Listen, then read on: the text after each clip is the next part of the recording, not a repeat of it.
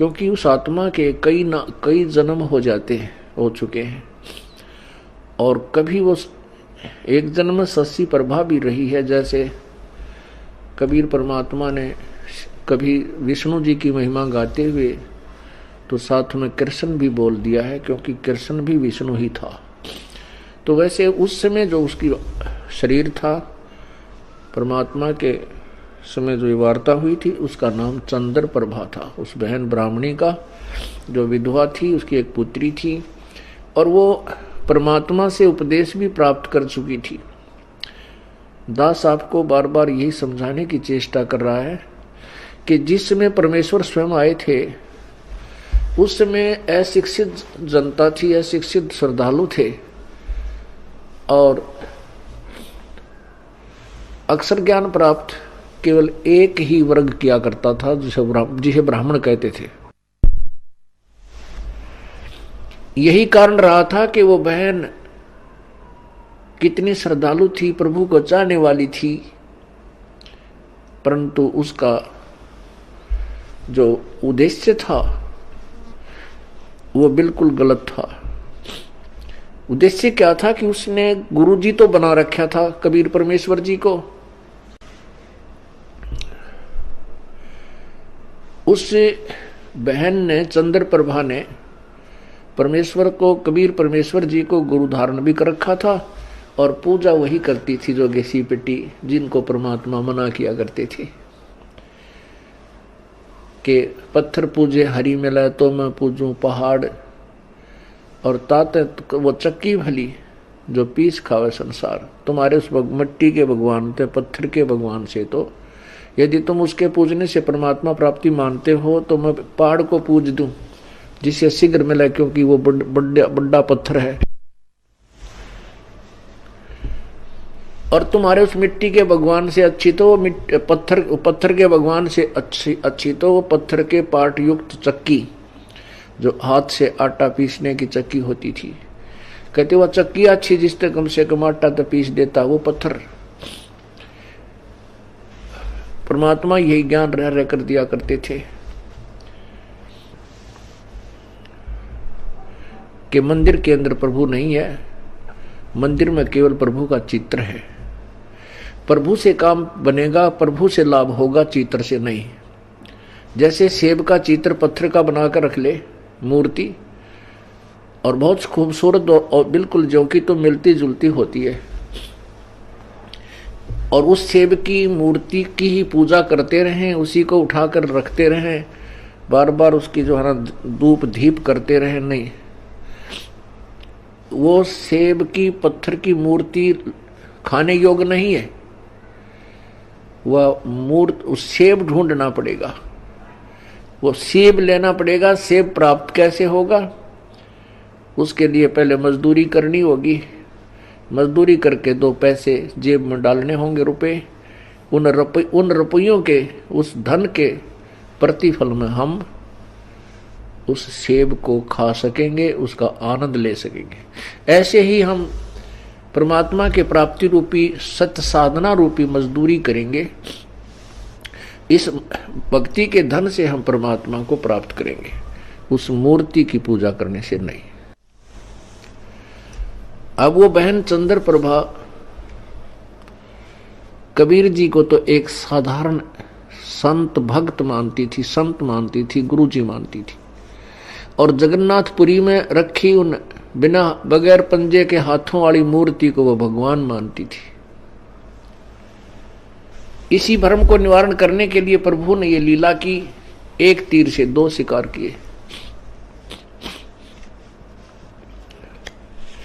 उधर से वीर सिंह जी भी उनको परमात्मा नहीं मान पा रहे थे, उनको केवल एक संत और गुरु ही मानते थे। परमात्मा कहते हैं कि गुरु मानुष कर जानते ते नर कहिए अंध, होवे दुखी संसार में आज्ञा यम के फंद। कबीर गुरु गोविंद दोनों खड़े, गुरु गोविंद दोनों खड़े, किसके लागू पाए, बलिहारी गुरु आपना जिन गोविंद दियो मिलाए।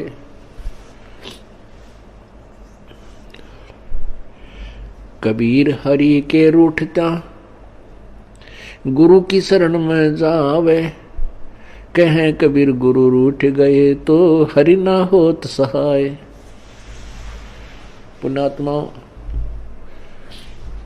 हमने गुरु जी को परमात्मा मानना पड़ेगा।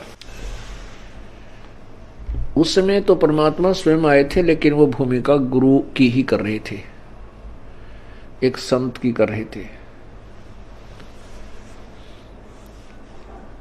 और उस समय परमात्मा स्वयं आए हुए थे तो भी ज्ञानहीन व्यक्ति, श्रद्धालु, अनुयायी, तो भी उनको एक सिंपल मैन मानते थे, एक भक्त गुरु संत ही मानते थे। क्योंकि ऐसे शिक्षित व्यक्ति जो होते हैं वो ज्ञान के तह तक नहीं पहुंच पाते। कितनी बार समझा लिया प्रभु ने, लेकिन एक वो अक्षर ज्ञान युक्त अज्ञानी संस्कृत भाषा बोलकर और उस भोली आत्माओं को गुमराह कर देता था कि तुम्हारा गुरु तो अशिक्षित है, उसको अक्षर ज्ञान है ही नहीं, वो वेदों और गीता के बारे में जानता ही नहीं, वो तो कोई बकवाद घड़ता है, झूठ बोलता है। तो हम वो अनुयायी जो प्रभु के थे वो विचलित हो जाते थे और वो मान लेते थे उस अज्ञानी अक्षर ज्ञान युक्त प्राणी की इन बातों को कि सचमुच हमारे गुरु जी तो अशिक्षित हैं, इसलिए ये वेदों और गीता को तो नहीं जान सकते। और वेदों और गीता जी के बारे में तो ब्राह्मण लोग ही सही बताते हैं, पुराणों के विषय में यही सही जानते हैं, क्योंकि सभी पुराण, सभी पवित्र सदग्रंथ, पवित्र गीता जी, पवित्र चारों वेद, पवित्र पुराण सभी संस्कृत लैंग्वेज के अंदर लिपिबद्ध है। इस बात का वो नाजायज फायदा उठाएगी। परमात्मा ने इसलिए ये समय सेलेक्ट किया, ये टाइम सेलेक्ट किया कि पिछली पीढ़ी के अंदर शिक्षित होगा सारा समाज, उस समय ये मेरे को पहचान पाएंगे मेरे बच्चे, और इन काल के दूतों को ये धिक्कार देंगे, ठुकरा देंगे, छोड़ देंगे, त्याग देंगे। गुरु मानुष कर जानते ते नर कई है अंध, ओए दुखी संसार में आगे यम के फंद। पुण्यात्मा, अज्ञान की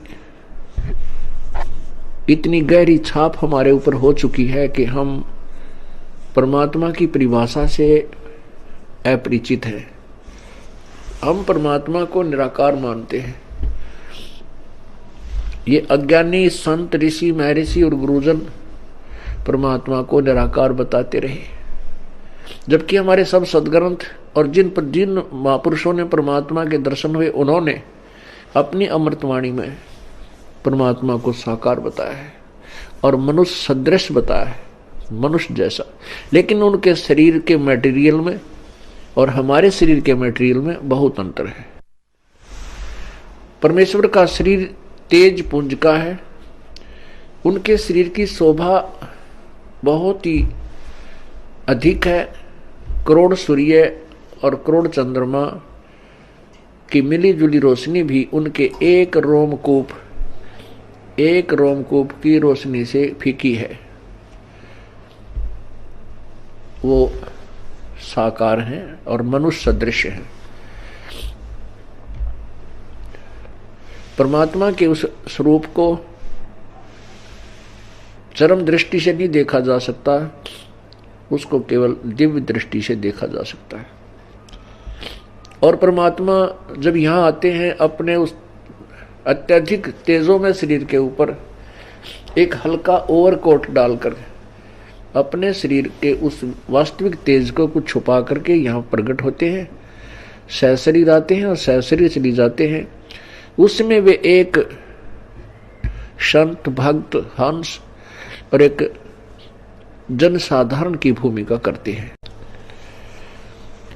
परमात्मा पाने के लिए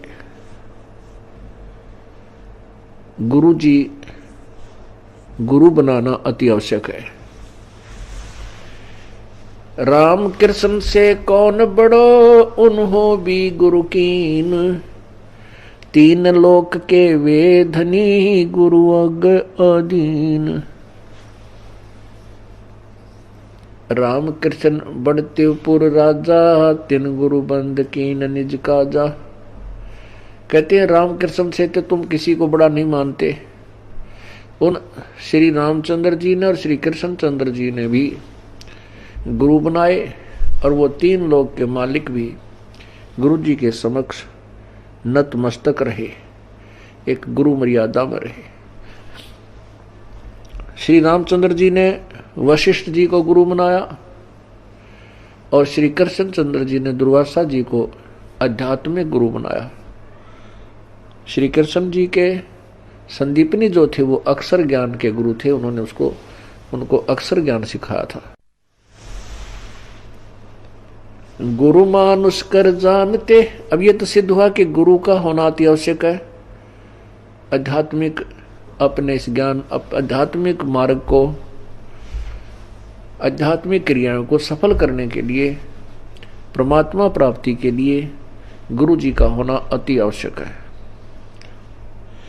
अब गुरु जी के प्रति हमारा कैसा व्यवहार बर्ताव हो। गुरु गोविंद कर जानियो, रहिए शब्द समाये, मिले तो दंडवत बंदगी, नहीं पल पल ध्यान लगावे। कहते हैं परमात्मा स्वयं संकेत कर रहे हैं कि गुरु गोविंद कर जानियो, गुरु जी को भगवान मानकर चलना और उनकी आज्ञा का पालन करना, उनके द्वारा दिए गए मंत्र का खूब डट के साधना करना, भजन करना श्रद्धा से। और जब भी आपको मिले दंडोत प्रणाम कीजिए। यदि आपसे दूर हैं तो पल पल उन्हीं का ध्यान कीजिए।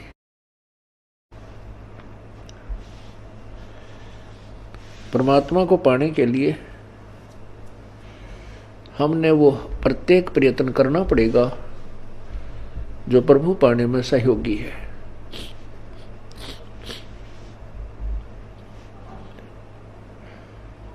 जैसे ये दास है, उसने तो परमात्मा स्वयं आए थे, अब ये दास बेच दिया अपना। ये दास भगवान नहीं है, लेकिन परमात्मा के नियम अनुसार आप जी ने इस दास को भगवान के तुल्य मानना होगा। आपने परमात्मा मानना होगा। फॉर एग्जाम्पल, जैसे एक मैथमेटिक्स का, गणित का एक प्रश्न होता है ऋण का, उसके अंदर मूलधन ज्ञात करना होता है। मूलधन ज्ञात करना होता है, उसमें सपोज करना होता है, उसमें मानना होता है, मान लीजिए मूलधन 100 रुपये। वो जो मूलधन हमने ज्ञात करना होता है वो तो लाखों और करोड़ों में होता है, लेकिन 100 रुपये मूलधन मानकर फिर दर निकाली जाती है। उस दर को मल्टीप्लाई करके फिर वो वास्तविक मूलधन निकाला जाता है। जब तक 100 रुपये मूलधन नहीं मानेंगे तब तक वो वास्तविक मूलधन आपको प्राप्त नहीं हो सकता, आपका प्रश्न हल नहीं हो सकता और आपको 0 नंबर मिलेंगे। इसी प्रकार ये भक्ति, आध्यात्मिक परमात्मा प्राप्ति रूपी जो प्रश्न है, ये इक्वेशन है, ये क्वेश्चन है, इसको हल करने के लिए, इसको सोल्व करने के लिए आपने इस दास को भगवान मानना पड़ेगा। तब आपकी आध्यात्मिक क्रियाएं सफल होंगी। जैसे आप यहां से जाओगे, आपने परमात्मा देखा नहीं है, आपने इस दास को देखा है, वो परमेश्वर इस दास का रूप धारण करके आपके समक्ष वहां खड़ा होगा। अब जैसा जिसका व्यवहार इस दास के प्रति यहां है वो वैसा ही करेगा। जैसा आपका इस दास के प्रति आपके मन में दोष या श्रद्धा है वो ज्यों की त्यों वहां होगी।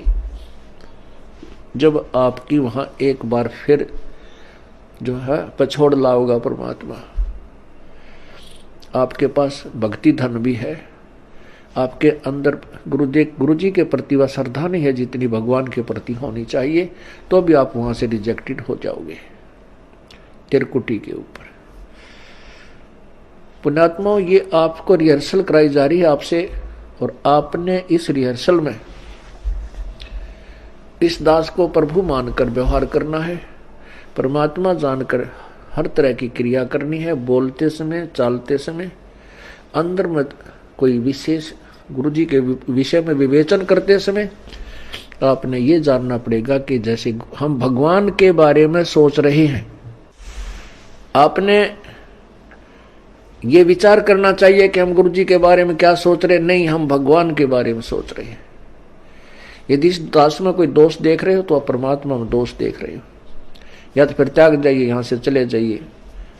आपको ऐसे गुरु की आवश्यकता नहीं जिसमें आप दोष निकाल रहे हो।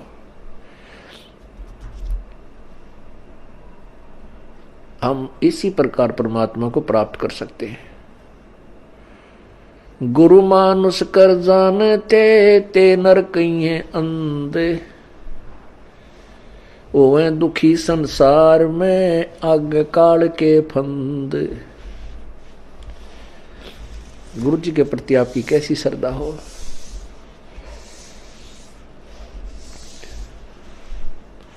जैसे वो बहन चंद्र प्रभा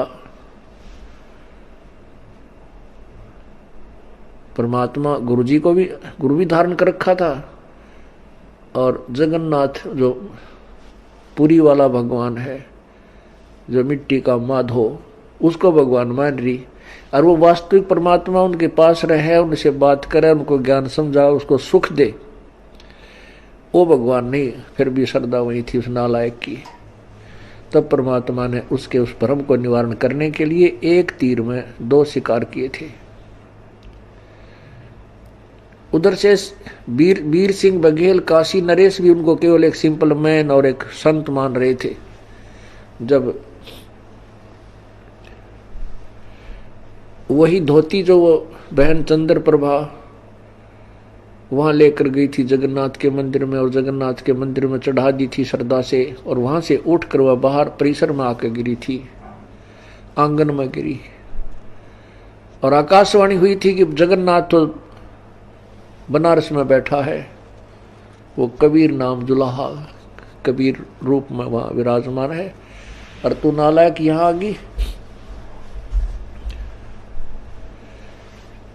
ये धोती उसने आपसे मंगाई थी, आपसे आपने वहां चढ़ानी थी। तब चंद्र प्रभा की आंखें खुली को हुई, ये तो भगवान थे। जब चंद्र प्रभा और सैनिकों ने आकर के दृढ़ विश्वास दिलाया तो वीर सिंह बघेल के मन में भी यह बात सेट होगी, कोई ये तो परमात्मा है। जब उनके हृदय में ये बात समाई कि तो प्रभु हैं, तब उनको पुनरुपदेश दिया प्रभु ने। वीर सिंह से कहा कि नाम ले दोबारा, कित का सार नाम के चक्कर में पड़ रहा है, पहले अपने हृदय ने साफ कर और फिर डट कर भजन करो, ताकि तुम परमात्मा पाने योग्य हो सको।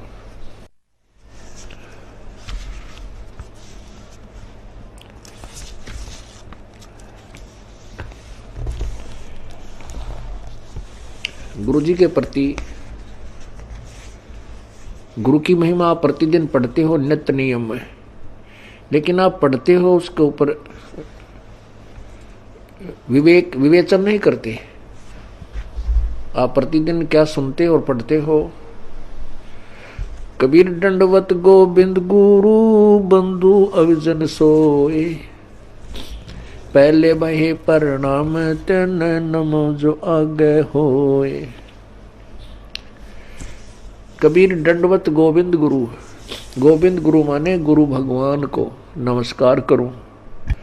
दंडवत गोविंद गुरु, गुरु भगवान, गोविंद माने भगवान, गुरु मीन गुरु, गुरु भगवान को दंडवत प्रणाम करूं। और बंधु अविजन सोए, पहले भय प्रणाम ते नमो जो आगे होए। ऐसे महापुरुष गुरुदेव के तुल्य आगे और पीछे जो भी आए हैं उन संतों को नमस्कार है। गुरु को कीजय दंडवतम, कोटि कोटि प्रणाम। कीट न जाने भृंग को, यूं गुरु कर ले आप समान।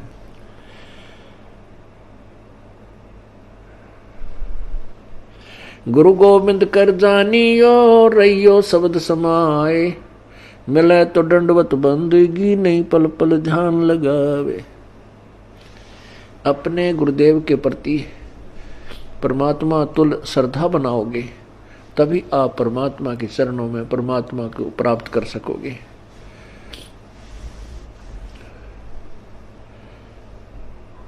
गुरुदेव में कैसे आपकी श्रद्धा बनी वह बताया है कि सामने आए तो दंडवत प्रणाम हो,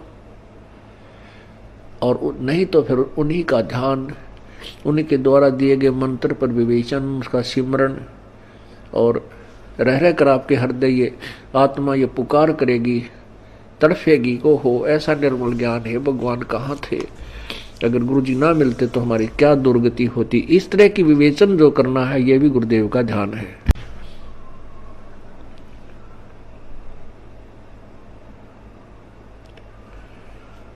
अब क्या विचार करना हमने, सतगुरु के उपदेश का लाया एक विचार।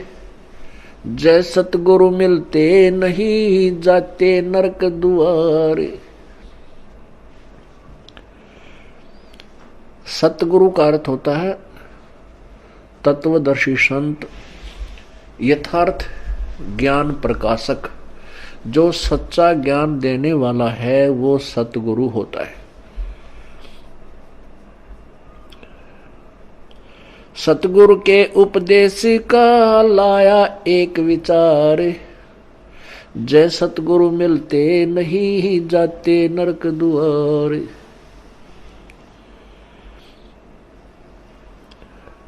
यम द्वार में दूत सब करते खेचातान।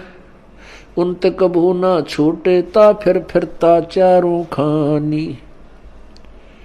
कबीर चार खानी में भरमता, कभो न लगता पार। सो फेरा सब मिट गया, मेरे सतगुरु के उपकार। होय होय। इतनी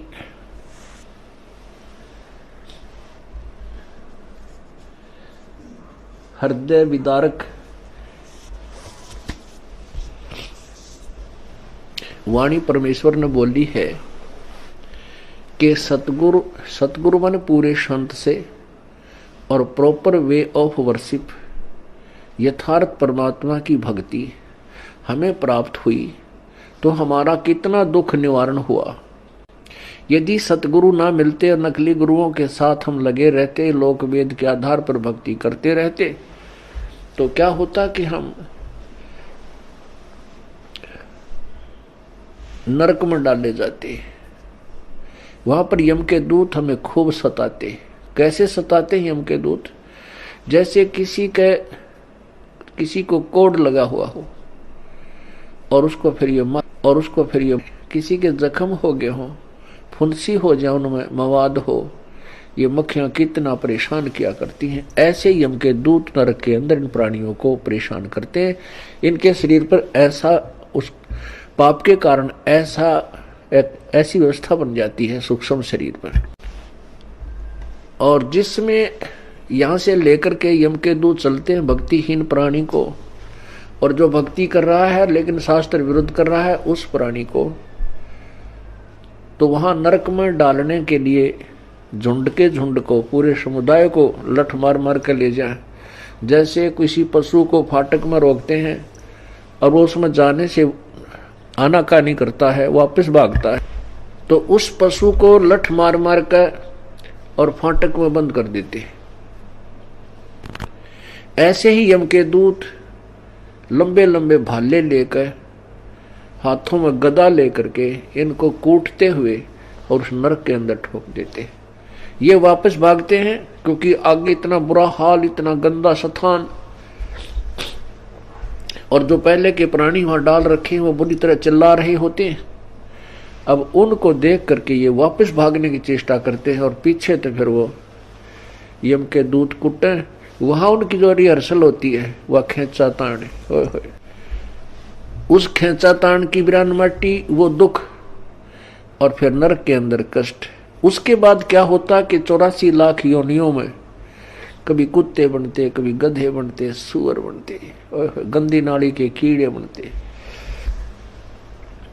वो सब सारा का सारा कष्ट परमेश्वर के इस सत्य नाम से, पूरे संत के ज्ञान से और उनके द्वारा बताई गई भक्ति विधि से सब आप बाईपास निकल गए। न नरक में जाना पड़ेगा, न काल की तपस्या पर आपको जाना पड़ेगा, और न ही 84 लाख योनियों में आपको जाना पड़ेगा। पुण्यात्माओं, आप तो बालक हो, क्योंकि भक्ति मार्ग का ज्ञान कभी हमने सुना नहीं। केवल जैसा भी परंपरागत हमारे जिस भी धर्म में हम जन्मे हैं, उन्हीं लोक वेद को हम अंतिम भक्ति का ज्ञान, आध्यात्मिक ज्ञान मानकर उसी पर आश्रित थे। वो तो कैखा भी नहीं थी भक्ति का, आध्यात्मिक ज्ञान का वो कैखा भी नहीं प्राप्त था हमारे को। अब ये विस्तार से एक पूर्ण इतिहास आपके समक्ष प्रभु दत्त पेश किया जा रहा है। अब जिससे सतगुरु के उपदेश यानी ज्ञान और मंत्र भक्ति से इतना ढेर सारा कष्ट हमारा टल गया हो, तो उस गुरु जी के बारे में क्या बताते हैं। कबीर चार खानी में भरमता, कभू न लगता पार, सो फेरा सब मिट गया सतगुरु के उपकार। 7 समुद्र की मसी करूं, लेखनी करूं बन राय, धरती का कागज करूं, गुरु गुण लिखा न जाए। क्या बताते हैं परमात्मा, अपनी महिमा आप ही सुनाते हैं कि ऐसे परम संत कि क्या महिमा करो। यदि मैं पूरी पृथ्वी का कागज बनाऊं और 7 समुद्रों की इंक बना लूं, एक पेड़ में एक वृक्ष की कितनी कलम बन जाएंगी बिना गिनती की। और फिर कहते पूरे समुद्र के सारे समुद्रों की इंक बना के और धरती के जितना लंबा कागज लेकर जो लिखने लगूं, तो ऐसे सतगुरु की महिमा, उनके गुण का मैं गुणगान नहीं कर सकता, नहीं लिख सकता। वो थोड़ा पड़ जावे, 7 समुद्र भी खत्म हो जाए, वो कलम भी घिसने और कागज भी छोटा पड़ जावे, तो अभी पर उस ऐसे संत की महिमा शेष रह जावे। कबीर बलिहारी गुरु आपना, घड़ी घड़ी 100 बार, मानुष से देवता किया करत न लागी बार। कबीर गुरु को मानुष जो गेणे, और चरणामृत को पान, ते नर नरक में जावेंगे जन्म जन्म होवे समान।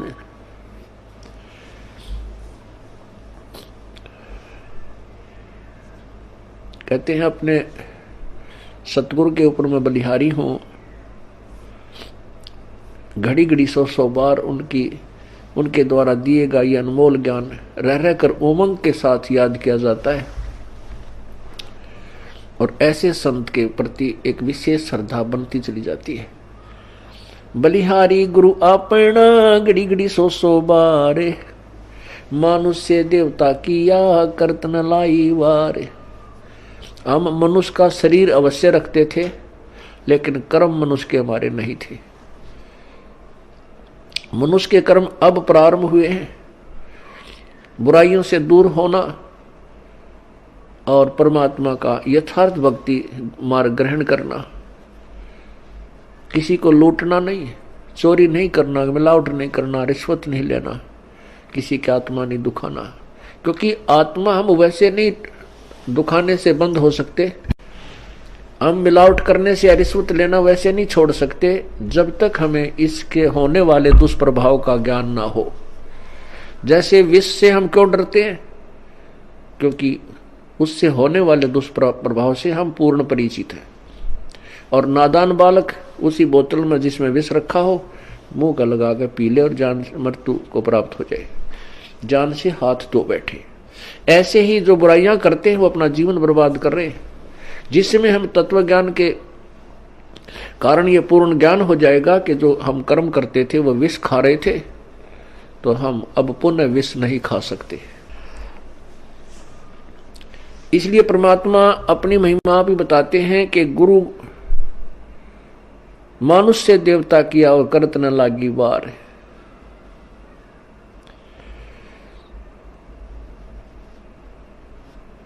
कबीर गुरु को मानुष जो गिरण और चरणामृत को पान, ते नर नरक में जावेंगे जन्म जन्म हमें समान।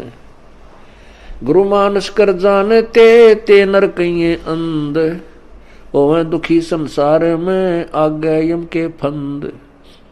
कबीरा ते नर अंध है गुरु को कहते और, हरि के रूठे ठोर है गुरु रूठे नहीं ठोर। कबीरा हरि के रूठते गुरु की शरण में जाए, कह कबीर गुरु रूठ गए तो हर ना होत सहाय। कबीर गुरु से ज्ञान जो लीजिए शीश दीजिए दान, भौतुक भोंदू बह गए ये राख जीव अभिमान। अब क्या बताते हैं परमात्मा, आप ही आकर के अपने पाने की विधि को और गुरु मर्यादा को वो स्वयं बता रहे हैं। ये परमेश्वर कबीर जी का आदेश है और उसी को हम पाने के लिए चले हैं। उनके आज्ञा का हम उल्लंघन करेंगे, उनके वचनों का उल्लंघन करेंगे तो हम प्रभु प्राप्ति नहीं कर सकते। फिर फायदा क्या इस परमात्मा के मार्ग पर लगने का। और ये इतना आसान मार्ग है कि गरीब से गरीब और साहूकार से साहूकार, रंक से रंक और राजा से राजा, कितना ही महाराजा भी क्यों ना हो वो भी प्रभु प्राप्ति कर सकता है। लेकिन उसने अपनी क्रियाओं में परिवर्तन करना होगा और प्रत्येक कदम परमेश्वर के निर्देश अनुसार ही रखना होगा, तब हम परमात्मा पा सकेंगे। अब क्या बताया है कि गुरु गोविंद दोनों खड़े हैं किसके लागू पाए। बलिहारी गुरु आपना जिन गोविंद दियो मिलाए।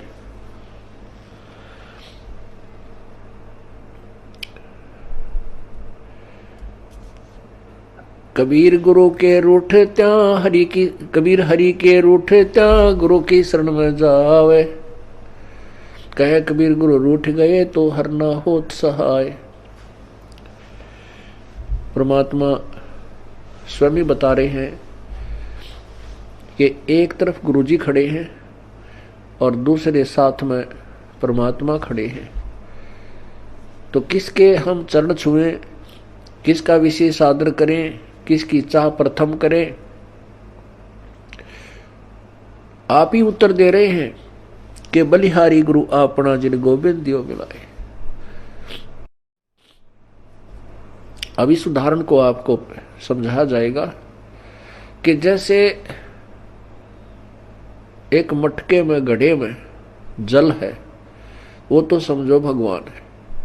एक तरफ हैंडपंप खड़ा है वर्किंग पोजीशन में, चालू हालत में। एक तरफ तो हैंडपंप यानी नल है, एक तरफ एक मटके में घड़े में जल है। तो उस मटके के जल को तो भगवान समझो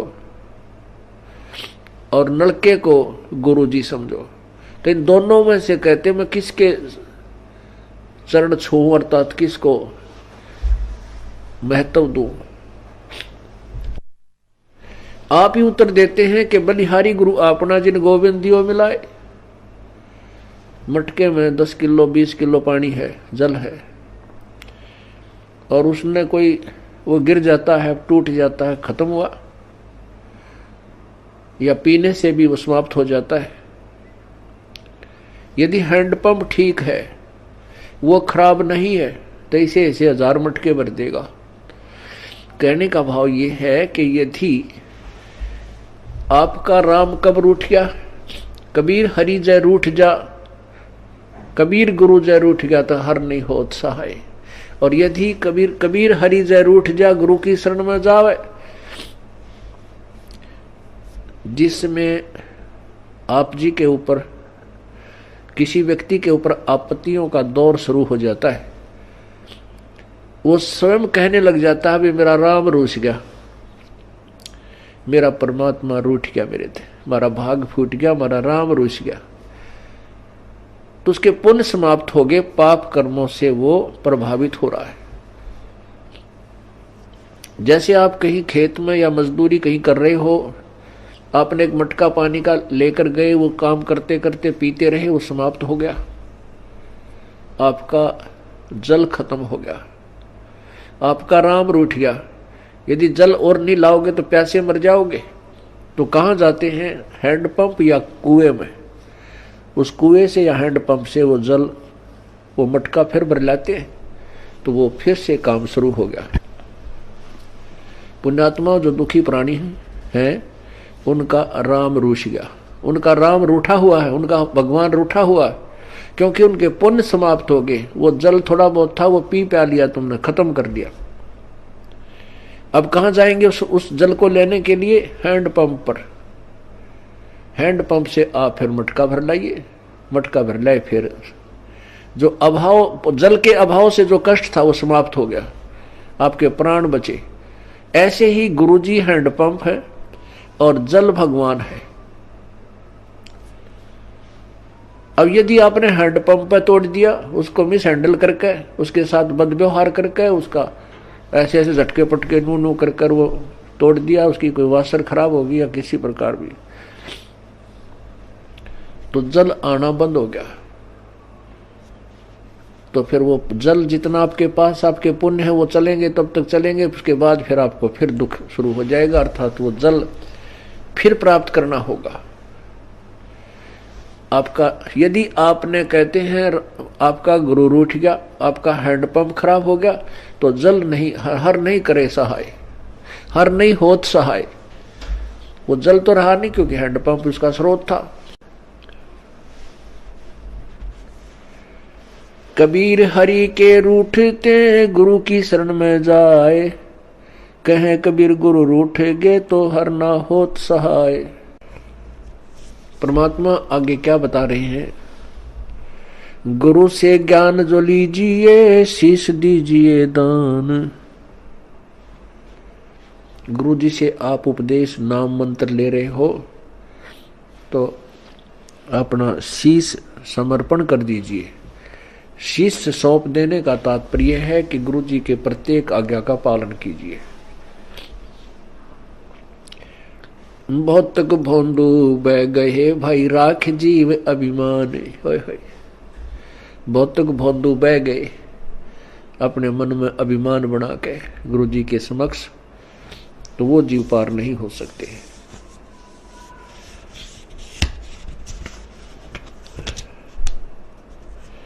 तन मन दिया तो भला किया, सिर का जासी भारे, जो कबहू के मैं दिया भाई बहुत सहे सिर मारे। अब जैसे कोई पुण्यात्मा है, कोई सेवा कर रहे हैं, कोई दान कर रहे हैं, और कोई भक्ति कर रहे हैं, सुमन करते हैं, देखा भाई अर्थ में माला रखता हाथ में, भाई वाह भाई वाह कमाल है। पुण्यात्मा, ये वाह शब्द है ना, ये केवल परमात्मा के लिए ही हो सकता है, जीव के लिए नहीं होना चाहिए। जैसे वाहेगुरु, वाहेगुरु का शब्द नानक साहब जी ने परमात्मा के लिए बोला था। वाह का पात्र केवल एक ही है। यदि हम दूसरे की वाह करते हैं और उसको में वाह समा रही है, उसको वाह से वो फूलने लग गया है, उसका विनाश होना प्रारंभ हो चुका है उस श्रद्धालु का। यदि कोई दान करता है और उस दान का उसी को फल मिल रहा है, और दूसरे उसकी दान किए हुए दान को से उसी की प्रशंसा करते हैं, तो ज्ञानहीन प्राणी होता है, उस प्रशंसा का पात्र बनकर वो अभिमान करने लग जाता है। बट नेचुरल है, जिसको ज्ञान नहीं है अवश्य होगा।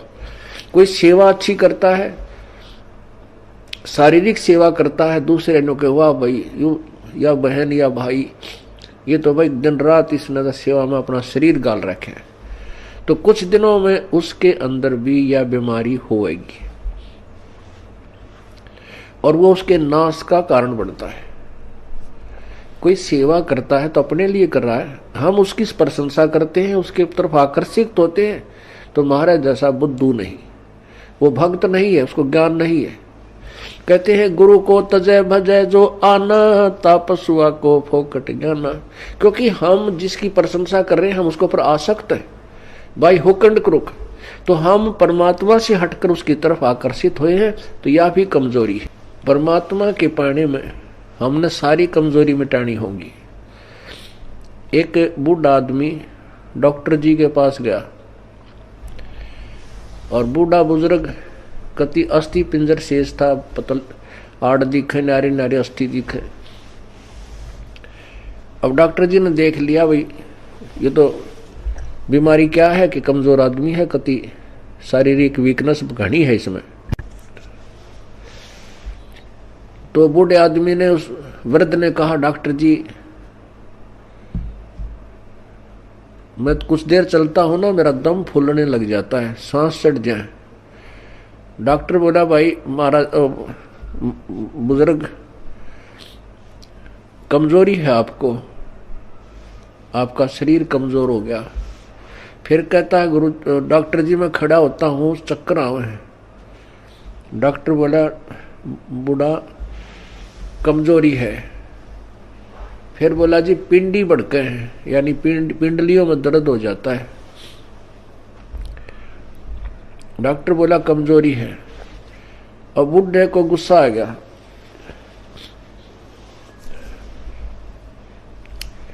और बूढ़ा बोला तू डॉक्टर है गम चक्कर, एक के बाद जाना है कमजोरी है कमजोरी है कि मैं और भी जाना है, और भी बताओगा।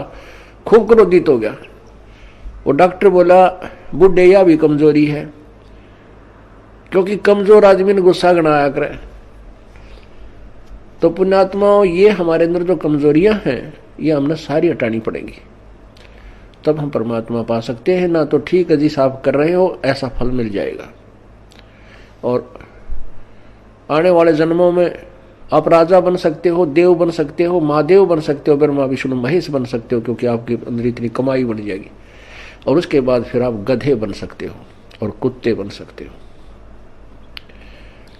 तो हमने या जन्म मरण का दीर्घ रोग कटवाना पड़ेगा।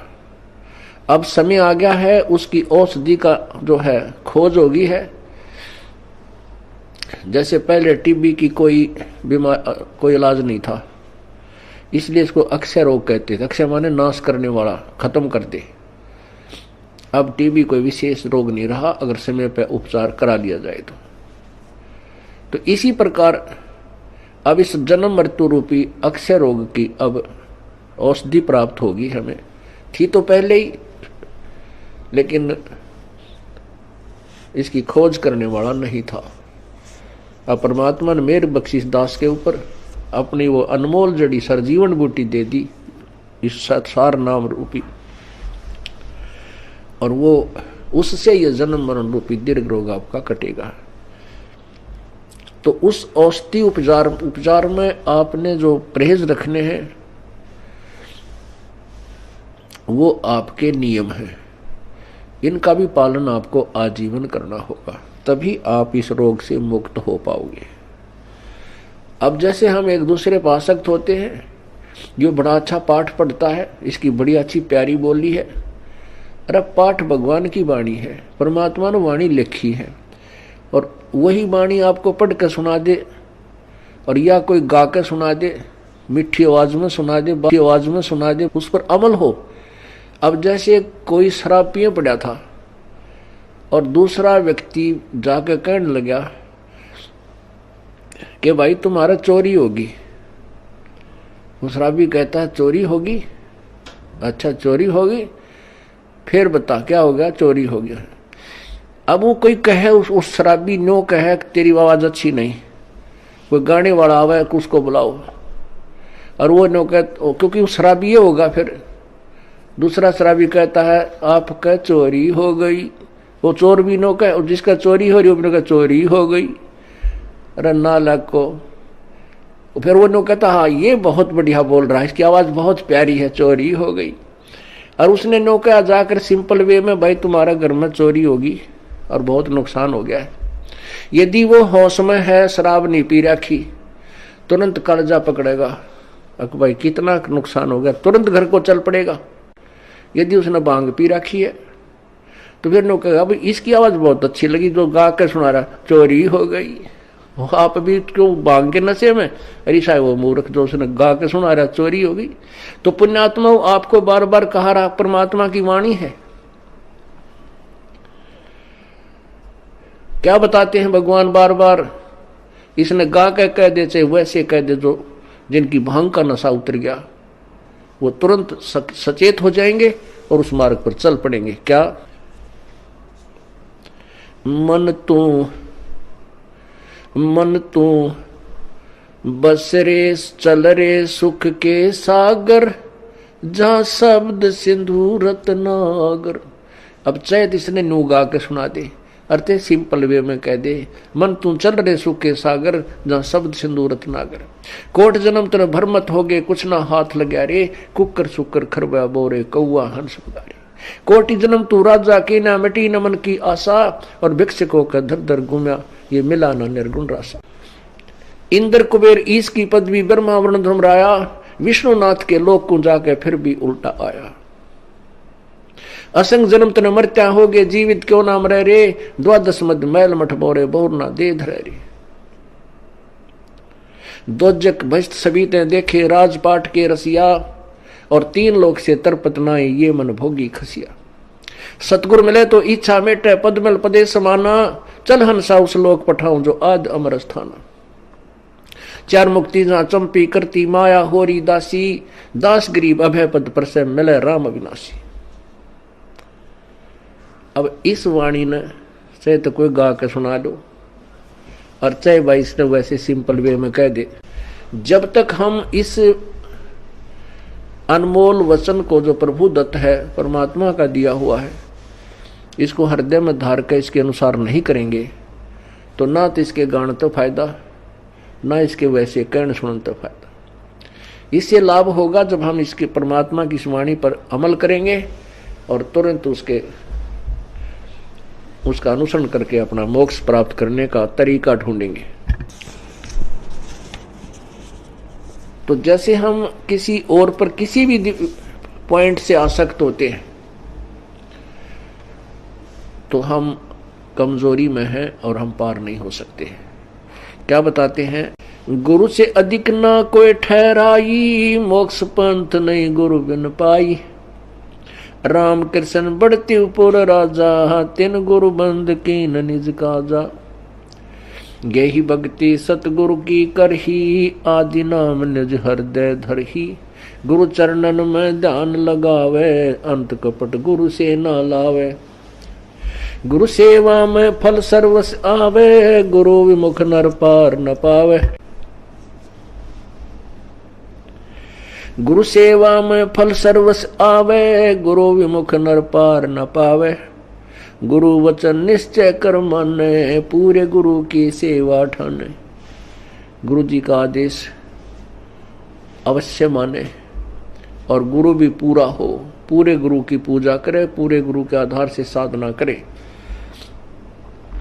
गुरु की शरणा लीजय भाई, तात जीव नरक नहीं जाई। गुरु कृपा कटे यम फांसी, विलम न हो मिले अविनाशी। गुरु बिन काहू न पाया ज्ञान, जो थोथा बोछड़े मूड किसाना। तीर्थ व्रत और सब पूजा, गुरु बिन दाता और न दूजा। नौ नाथ 84 सिद्धा, गुरु के चरण सेवै गोविंदा। गुरु बिन प्रेत जन्म सब पावे, वर्ष सहस्र गर्भ सुरहावे। गुरु बिन दान पुण्य जो करही, मिथ्या होवे कबू ना फल ही। गुरु बिन भरम न छूटे भाई, कोट उपाय करो चतुराई। गुरु के मिले कटे दुख पापा, जन्म जन्म के मिटे संतापा। गुरु के चरण सदा चित दीजय, जीवन जन्म सफल कर लीजय। गुरु भक्ता मम आत्म होई, वाके हृदय रहूं समोई।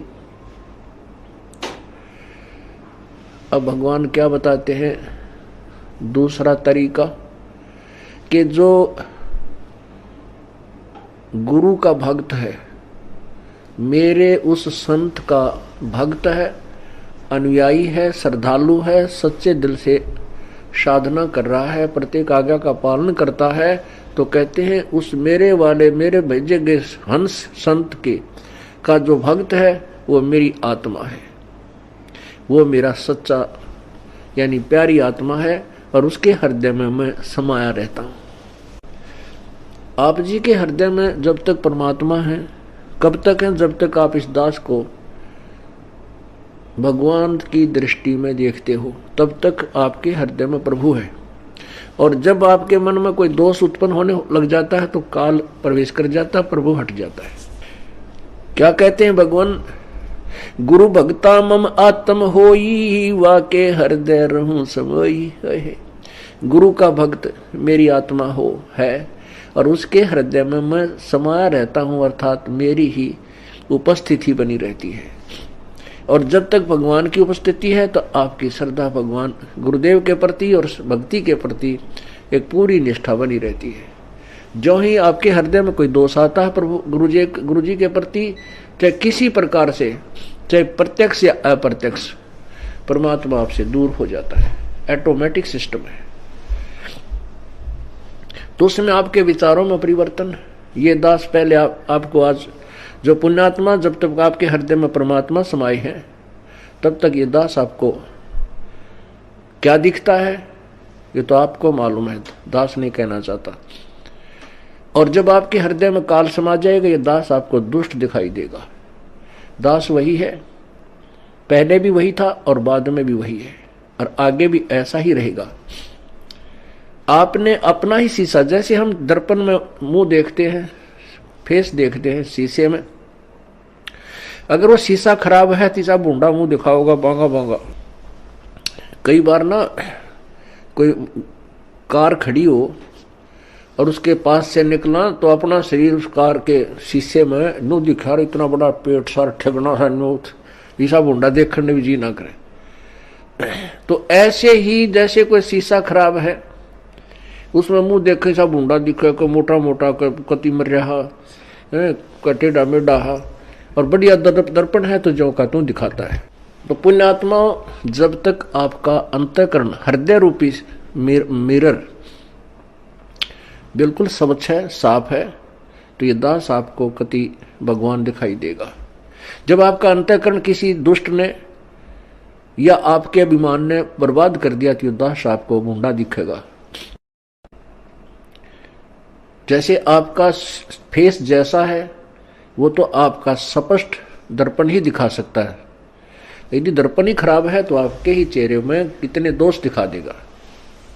अब जैसे ये क्रोथा कांड हुआ, इसके पीछे बहुत ही भयंकर षड्यंत्र था। उन लोगों की पोल खुल गई जो धर्म की आड़ में दुनिया को भ्रमित किए बैठे थे, उनके ज्ञान की पोल खोल दी और वो कति चौड़ चपट हो गए।